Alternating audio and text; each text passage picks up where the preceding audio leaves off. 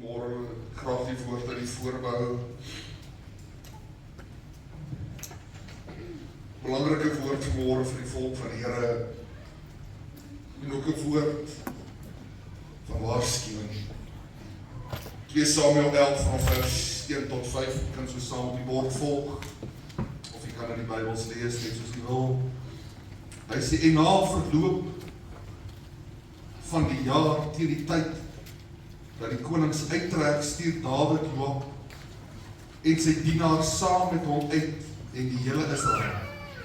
En hulle die land van die kinders van Ammon verniel en Rabba beleer, terwyl Dawid in Jerusalem gebly het. En teen die aand Dawid van sy bed of opgestaan het en op die dak van die paleis wandel, sien hy van die dak af 'n vrou wat besig was om 'n bad te neem, en die vrou was baie mooi van aansien. En Dawid het ondersoek laat doen na die vrou, en hulle het gesê, is dit nie Batseba die dogter van Eliab, die vrou van Uria die Hittite nie? Daarop stuur Dawid boodskappers en laat haar haal. En toe sy by hom inkom, het hy met haar gemeenskap gehad, terwyl sy haar juis van onreinheid gereinig het. Daarna het sy na haar huis teruggegaan, vers 5, en die vrou het swanger geword en gestuur om Dawid te laat weet, ek is swanger.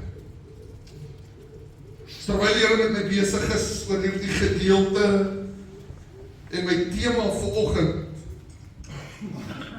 en my broer kan dalk vir ons opsit as hy dit daar het, maar my tema vanoggend is, wat gebeur as jy nie in die oorlog is nie? Ek wil vanmorgen vir so 'n bietjie agtergrond skep. Dis terwyl Dawid die konings afstuur en hy besig is om 'n groot oorwinning te behaal. En hy sien dat hierdie oorwinning aan hom behoort en hy kom in 'n gemaksone in sy lewe wat hy nie eers dink dit is nodig dat hy self na die oorlogveld moet gaan nie. Hy kom op 'n plek in sy lewe wat hy nie dink dat dit sal enige iets baat, omdat hy so groot fors het, omdat hy so groot en sterk weermag het, kan hy maar nie by die paleis bly en sy manne kan vir hom die oorlog gaan voer. Ek wil vir sy kind van God, en terwyl hierdie man homself bevind hier op die paleis en dat sekerlik vervelig gewees, sekerlik dalk, maar sy tyd daar gespandeer. Ek het in myself gewonder, wat sy ou daarvoor gaan wandel, die Bybel praat daarvan, en sekerlik het hy maar daar gestaan en dalk maar alles geobserveer en bekyk en iets ewe skielik met die ritualen van sy oë, sien hy dat daar 'n vrou is besig om haar te reinig, om te bad. En terwyl hy hierdie aanskou en hy sien dit begin daar in sy hart 'n begeerlikheid ontstaan, en hy wonder meer oor hierdie vrou en sy gedagte gaan, en nie weet mos hoe dit is in die gedagtes loop en alles wat daarmee gepaard gaan, en hierdie man val in groot sonde daardie oomblik. Die groot probleem is, terwyl hierdie man in groot sonde verval, en hy navraag doen na hierdie vrou, en hy begeer en hy gehou of hy sien, en hy ontmoeting, dan ook so met haar lewe. Net hierdie ontmoeting het hulle sommer eerste slag, gemeenskap, en alles wat daarmee gaan, en terwyl sy hom laat weet, sy is swanger. Ek wil nie vanmorgen oor dit praat, waaroor hy gestruikel het. Ek wil vanmorgen met die praat, as hy in die oorlogveld was, sou hy nie in die versoeking gekom het, toe daar vir hom 'n versoeking gestel was nie. Ek wil vir jy sê, as hy, soos die woord van God sê, die konings opgestuur was, om daar die plek te gaan beleer, sou Dawid sekerlik nooit homself in hierdie situasie bevind het nie, maar die probleem was, hy was nie in die oorlogveld waar God hom eintlik gesoek het nie. Ek wil vandag vir jy sê, hierdie man, as gevolg van hierdie omstandighede, verval hy in geweldige groot sonde, dat dit net begin by 'n dwalende oë, en die volgende oomblik toe sit, dat hy 'n bedrieger word van vermaak, want hy laat hier die vrou se man kom, en hy wil probeer, toe hy hoor sy swanger, wil hy probeer dat hierdie man met sy vrou ingaan, omdat hy 'n tydperk in die oorlog was, sodat hy nie hoef vir hierdie baba op paal te staan nie. Ek wil vir sê, wat 'n verskriklike saak, omdat hy nie in die oorlog was nie, is hierdie man skielik, was gevang met 'n dwaling in sy binneste, word hy skielik gevang, omdat hy oorspel gepleeg het, word hy skielik gevang, omdat hy skielik dan onbevind as bedrieger, en die volgende oomblik werk sy plan nie die dag 1 nie, die tweede dag toe maak hy nog hierdie man dronk, en hy probeer alles in sy vermoë, dat hierdie man net met sy vrou sal tuis gaan, maar hierdie Julian wil nie met sy vrou tuis gaan nie, want hy dink aan sy medevegters, wat in die veld sit, wat daar besig is in die oorlogvelde, en hy sê, hoe kan ek by my vrou ingaan, as my netgeselle mense, dan besig is, om te veg. En Dawid se plan, van bedrieg, van bedriegskap, het geen sukses nie. Die volgende plan wat hy maak, is hy stuur 'n boodskap op hierna, na die oorlogveld, en hy sê, sit hierdie man voor aan die linie, want hy sekerlik sal sterwe. Ek wil vandag vir sê, en alles het net begin, omdat hy nie opgedaag het vir die oorlog nie. Ek wil vanmôre vir die kind van God, weet jy hoe gevaarlik is dit, wanneer die mens nie opdaag in sy oorlogsterrein nie.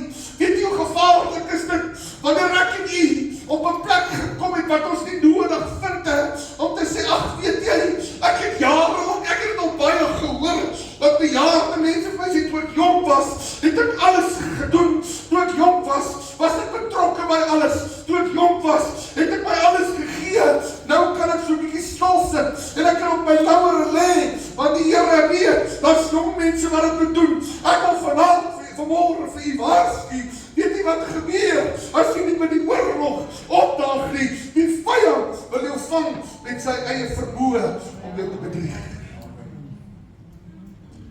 Dit begin eers onskuldig, op die dag waar hy dwalend is, en hy eindig in 'n moordenaar.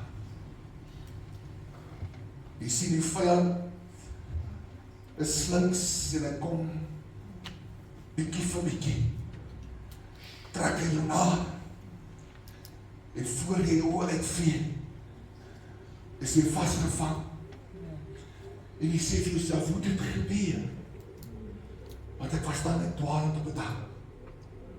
Hoe dit gebeur, ek het net by die huis gebly, ek het nie opgedaag vir die oorlog, hoe dit gebeur, hoe kan dit wees, dat ek in hierdie situasie sit, wat ek nou sit. Ek wil vandag vir die kind van God, daar is 3-4 oorloë wat ek vandag met u wil praat, oor wat die mens moet opdaag in sy lewe, want dit is hy nie opdaag vir dit nie, het jy 'n probleem, dat jy gaan verval, in die struik van die vyand. Die geweldige saak kom Dawid oor, terwyl die profeet by hom kom, en vir hom sê, jy het in sonde verval. Jy is 'n moordenaar, God is nie tevrede met jou gedrag, en met jou dade wat jy gepleeg het. Word daar 'n straf oor hom in sy huis uitgespreek, sodat hy sy vroue sou verloor, en aan sy naaste sou moes gee, dat die swaard oor sy huis sou wees. En weet jy waar dit begin? Net om die op te bou in die oorlogsveld. Vanmôre wil die Here ernstig met ons as gemeente praat, en ek wil vanmôre vir u vra, het u al opgedaag vir die oorlog? Of is dit die rede waarom u vanmôre sit waar u sit? Of is dit dan die rede hoekom u in sonde so verval het? Is dit dalk die rede hoekom u dalk nie meer daardie ywer het om iets vir God te kan doen nie? Want weet jy waarom? Die vyand hou jou besig met ietsie kleins, maar ek moet jou vanmôre waarsku, die Here het my as herder in hierdie gemeente aangestel, sodat u vanmôre na hierdie boodskap kan luister. Jy moet versigtig wees. Jy moet rapporteer aan dienste. Daar's 'n oorlog wat gewen moet word. Ek wil vanmôre vir u sê, en ongelukkige is daar nie een dag wat jy kan uitsit en sê ek gaan nie vandag veg nie. Ek gaan nie vandag deel hê aan dit nie. Dit is 'n saak wat ek en jy daagliks moet rapporteer. Anders gaan die vyand vir jou 'n stryk stel. Jy kan met enige persoon gaan praat wat vasgevang was is in verslawing. Jy kan enige persoon gaan praat wat diep in die donker gat van die sonde geval het. En hulle sal vir jou sê, ek het nooit gedink ek sal hier opeindig nie. Ek het nooit die verwagting gehad dat dit my einde sal wees. Maar ek wil vanmôre vir u sê, dis nie die eindeinde wanneer Jesus intree nie. God herstel. God maak skoon. God genees. Of vanmôre die eerste oorlog met u deel. Die vlees teen die gees. Galasiërs 5:17 sê mooi, hy sê, want die vlees begeer teen die gees. En die gees teen die vlees, en hulle staan teenoor mekaar. Hoor wat ek sê, hulle staan nie langs mekaar nie. Hulle is nie vriende nie. Hulle is in oorlog met mekaar. Hulle staan teenoor mekaar, sodat julle nie kan doen wat julle wil nie. Ek wil vanmôre vir julle sê, die vlees in die mens is 'n sondige vlees, want dit is hoe ek en u gebore is. Dit is hoekom daar wedergeboorte moet plaasvind. Dit is hoekom ek en u vandag 'n besluit moet maak om Jesus te kan leef en Jesus te kan aanneem as ons persoonlike saligmaker, is sodat ons hierdie vlees kan kruisig. En ek wil vanmôre vir u sê, en daagliks is daar 'n geveg tussen gees en vlees. So ruk terug het ek 'n demonstrasie gedoen hierso, juis oor hierdie selfde gedeelte. Waar Hendrik en Wynand, as ek reg was, teenoor mekaar gestaan het. Met 'n tou. Een is die vlees en een is die gees. En Wynand is die groter en die sterker een, en Hendrik is die kleiner boetie. En omdat die vlees die sterker een is, omdat ons die vlees voed dag na dag, gaan die vlees uiteindelik die oorwinning kry as ons nie die gees voed nie. Jy sien, daar's 'n geveg aan wat moet plaasvind, dat die gees sterker moet word. Want hoe gaan die gees sterker word? Dis slegs om deur 'n verhouding met God te kan hê. Dis slegs wanneer ek kom en al my weë ken. Dit is slegs wanneer ek nee sê vir die vlees. Ek sê ek moet myself verloon, ek moet myself kruisig, want ek moet sterker in die gees word. Want weet jy waarom? Dit is dan wanneer ons kan sê, ek kan oorwinning behaal oor 'n saak. Want wanneer jy nie opdaag vir die oorlog nie, jy die vlees outomaties gewen. Want hy is oorheersing. Die oorlog is om die gees te verstaan en om nee te sê vir die vlees. Weet jy hoe maklik gee die mens toe aan die vlees en ons vergeet van die gees? Omdat dit die eie ek is. Dis maar hoe 'n mens is. Ek sit myself eerste. My eie natuur, my eie ek, my eie begeertes. Maar vanmôre vra die Here, het jy opgedaag vir die oorlog om teen die vlees te veg? Weet jy wat gebeur wanneer jy teen die vlees veg? Jy dink aan dit. Jy loop aan dit. Jy praat aan dit. Jy hanteer sake.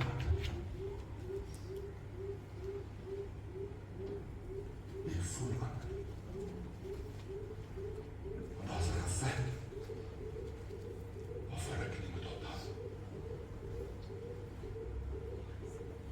vanmôre vir jou vra, kind van God, of het jy op 'n plek gekom wat jy nie eens meer 'n geveg het nie. Ek wil vir jou sê, as dit vir jou net maanskyn en rose gaan, moet jy dan begin die vraag vra, waar het ek nie opgedaag nie? Want die oorlog is nie 'n maklike plek nie, hoor. Die oorlog was nog nooit 'n plek van gerief nie. Maar ons hoef nie te vrees vir die oorlog nie, maar dis waar God ons deurdra. Dis waar ons die oorwinning behaal. Weet jy, hoe kan jy getuig van verlossing? Hoe kan jy getuig van deurbrake? Hoe kan jy getuig as jy nooit bereid is om in die oorlog te kom nie? Want die oorwinning kom in die oorlog.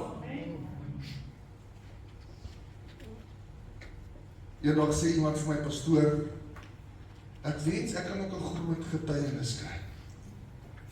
Ek het ook 'n begeerte vir 'n groot getuienis. Ek sê, dis wonderlik. Maar weet jy, met elke groot getuienis kom maar 'n groot pad op, hoor. Ons sien hierdie getuienis, ons besef nie die pad op 'n stapjie by die getuienis uitkom. En as mense dit oor, dan sê hulle, nee, is alright, ek sit nie eens in die bank, ek kon nie 'n getuienis hê. Ek of jy soos moet opdaag. Daar's 'n oorlog aan die gang, maar ek het vanmôre vir jou goeie nuus.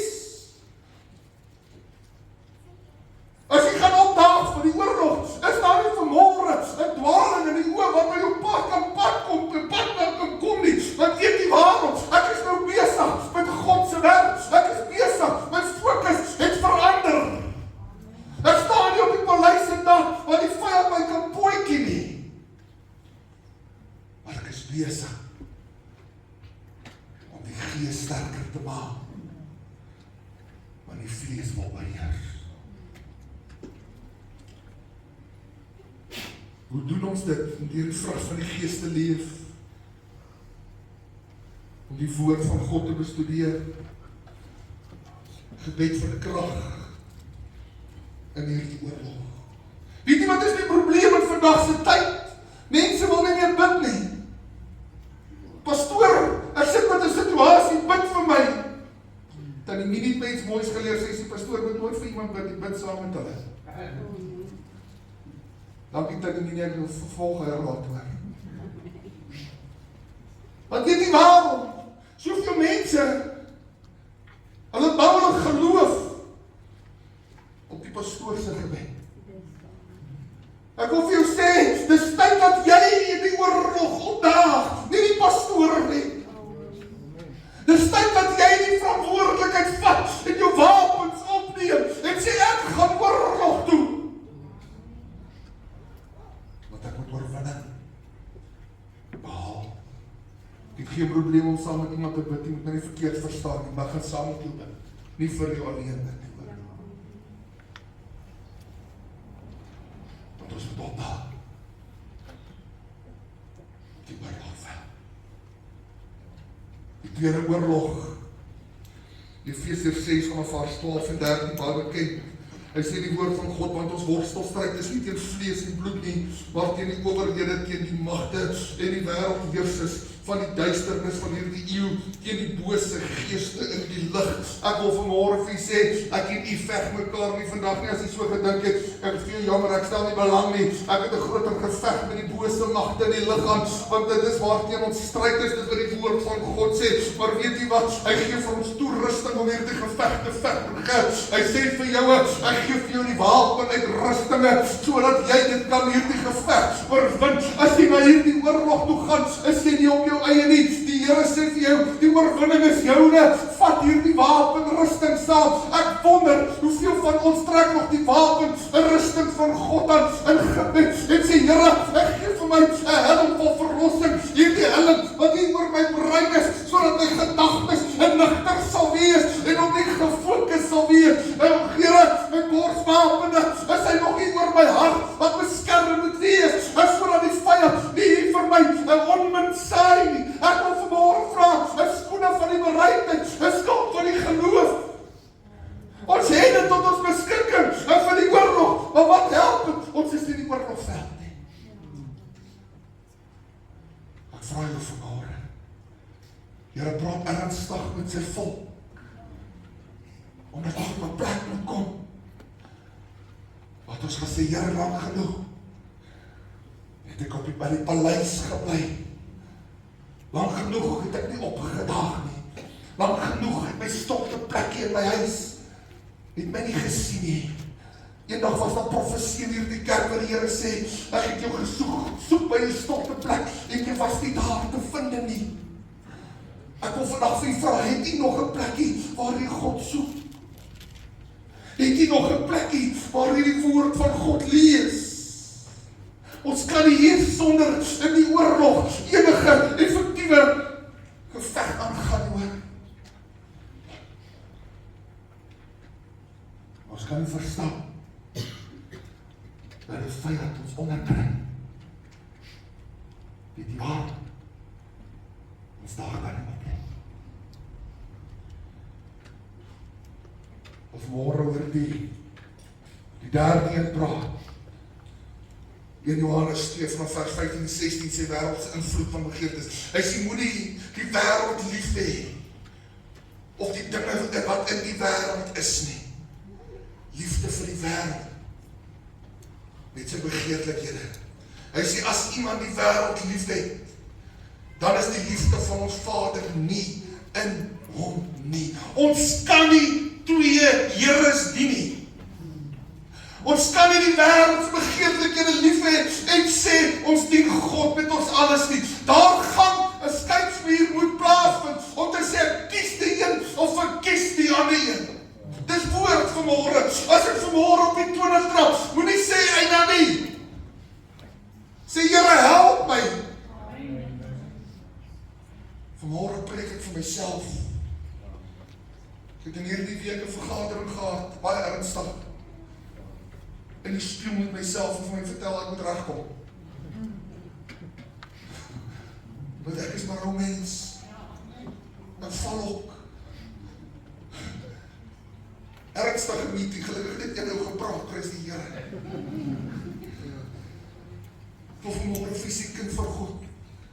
Ons het soms nodig om onsself net so in die spieël te kyk en te vra, wat se keuse het jy gemaak? Dien jy die Here of dien jy die wêreld? Het jy lief gekry? Het jy God lief of het jy die wêreldse dinge en begeerlikhede lief? Ek wil vanmôre vir u vra, kind van God, ons moet so versigtig wees, want as jy nie opdaag in hierdie stryd en in hierdie oorlog nie, ek wil vir u sê sonde is ongelukkig lekker.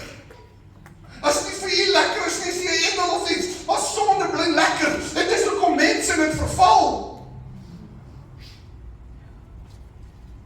Hoekom is alles wat verkeerd is lekker? Hoekom is alles sonde lekker? Dis die vyand se plan, hè? Maar weet jy hoe lekker is dit? Wanneer Jesus hier in jou hart kom woon en jy begin 'n verhouding met hom te bou en jy begin hom te ken as van nader. Ek wil vir jou sê, dit is lekker wanneer jy weet ek kan bid en God hoor my. Dit is lekker as ek weet dat daar 'n God wat my nie geveg het. Ek het al baie jare met jong mense gewerk en sê om 'n Christen te wees is boring.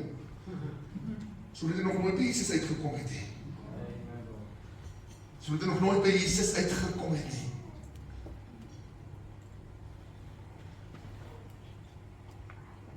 Ek wil jou vanmôre die laaste geveg oorlog waarvoor jy moet opdaag. Spreuke 6:9 tot 11. Hy sê, hoe lank luiaard sal jy bly lê? Wanneer sal jy opstaan uit jou slaap? Nog 'n bietjie slaap, nog 'n bietjie slymer, nog 'n bietjie hande vou om uit te rus. So kom dan jou armoede soos 'n rondloper en jou gebrek soos 'n gewapende man. Ek wil vir julle sê, weet jy wat is die Christendom se probleem vandag? Is geestelike luiheid. Dankie Here, ons nie een al nie.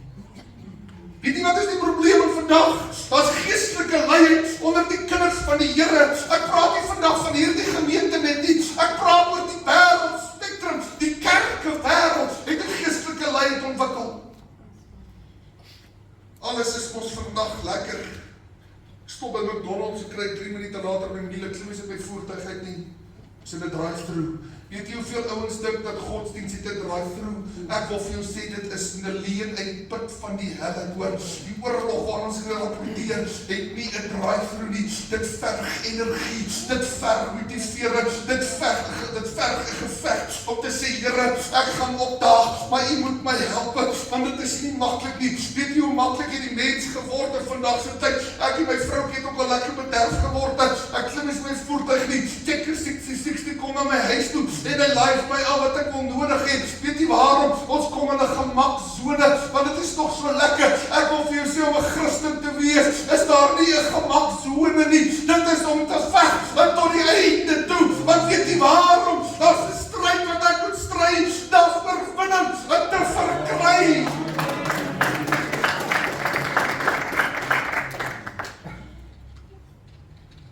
Lyding begin dikwels as geestelike slaap. Weet jy wanneer begin oorwinning?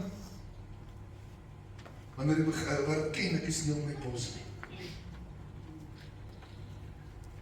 Wanneer jy dink jy werk vir mense, raak jy moeg.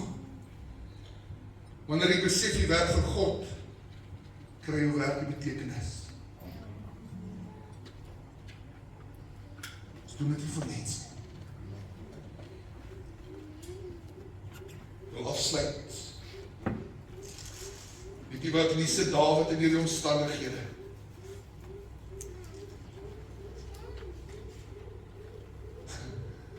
Van oorspel, na 'n bedrieger, na 'n moordenaar, en hier kom die woord, die swaard is oor sy huis. Hy gaan afverloor. 2 Samuel 12 van vers 13, my broer kan het van ons opsit. Kyk wat doen hy. Hy sien Dawid sê vir Nathan, ek het gesondig teen die Here. En Nathan sê vir Dawid, so het die Here dan ook u sonde vergewe, u sal nie sterf nie.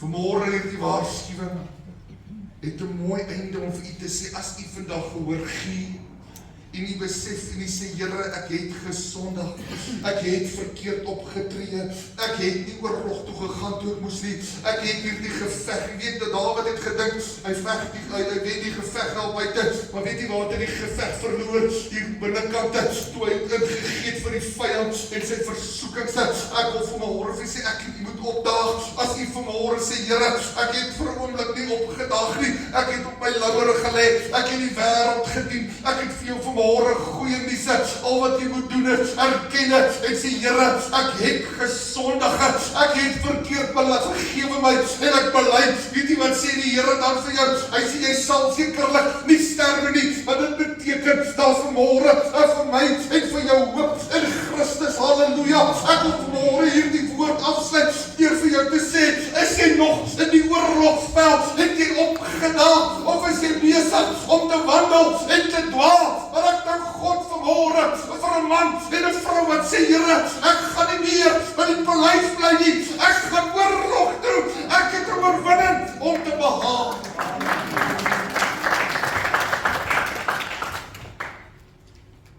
Vanmôre wil ek u vra, en jy kan net die hand opsteek as jy sê, Here, ek tree aan om oorlog toe te gaan vir u. Steek jou hand op, Here, sien dit vanmôre. Samarolobande was nie. God wil vanmôre sy kinders weer herstel. Hy wil sy kinders weer optel, maar weet jy wat kos dit? Daag op. Daag op. Dis al wat nodig is. Veg die geveg. Dan sal die oorwinning jou wees. Ek ervaar sy salwing in ons hande en in ons midde. Of vanmôre vir sy die Here praat met mense wat teruggesak het, wat weer lou geword het, wat voel, Here, ek is ver van die af. Vanmôre vir jou sê, dis nie te laat nie. Daag op vir die oorlog. Daag op vanmôre, gevra dat die orkes gaan voor moet kom. Terwyl ons in aanbidding gaan sing, wil ek jy moet vanmôre weer die kommitment in jou hart maak. En te sê, Here, ek het afgedwaal. Ek het ver van die afgegaan. Maar ek wil vanmôre terugkom, soos die verlore seun. en ek wil weer my wapenrusting vat, en ek wil opdaag, weet jy waarom, nie vir die mens nie, omdat ek graag hierdie vyandsplan in my lewe wil kanseleer, en al hoe Dawid het sou kon vermy het, as hy opgedaag het vir die oorlog. Ons gaan aan aanbidding sing vanmôre. Ek wil jy moet vanmôre, terwyl ons dit sing, kan jy op die voete staan, en jy moet jouself hierdie vraag vra. Here, waar staan ek? In of uit die oorlog? Waar is my liefde vir U of vir die wêreld? Jy kan nie vanmôre met een voet die kant staan en die ander voet aan die kant toe. Die weg is nou. Die pad wat op het gestap word is nie maklik nie. Halleluja, kom ons sing het vanmôre. Die sal er op hart te wees. Jesus. Yes, my God.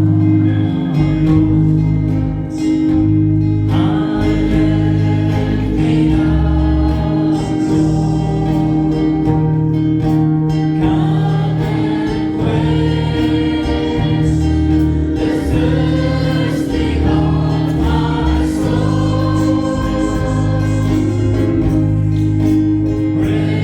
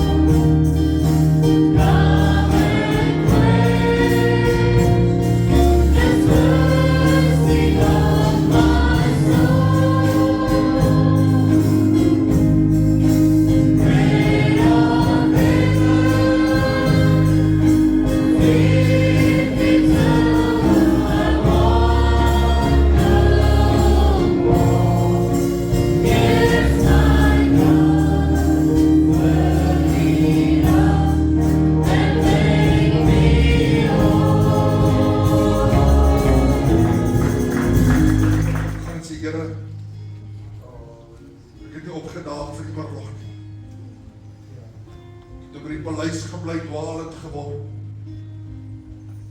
Here, en ek vra vanmôre elkeen wat sy hand opgesteek het, dat hulle vanmôre die hartsbesluit sal neem. Here, om weer te probeer. Om weer op te staan. Om weer terug te gaan na die geveg. Om weer na 'n verhouding te kyk met U.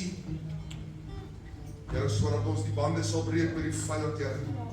Ons kan nie met hom 'n kompromie aangaan nie. Here, maar ons weet vanmôre, U kan ons hande met krag. En ons sê vir U dankie vir dit. Ek vra seën hierdie woord in elkeen se hart, dat die Heilige Gees die naprediking sal wees.